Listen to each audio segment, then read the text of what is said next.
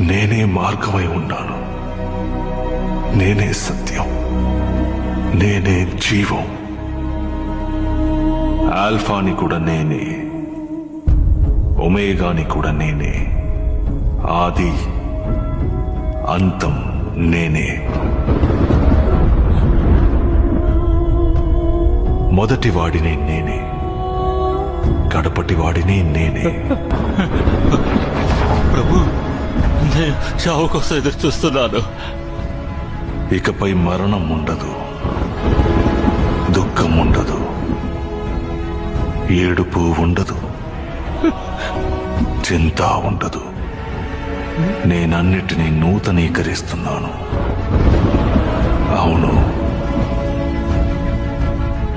నేను త్వరలోనే వస్తాను.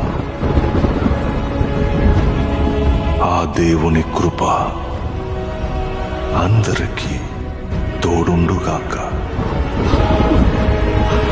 ఆమేన్.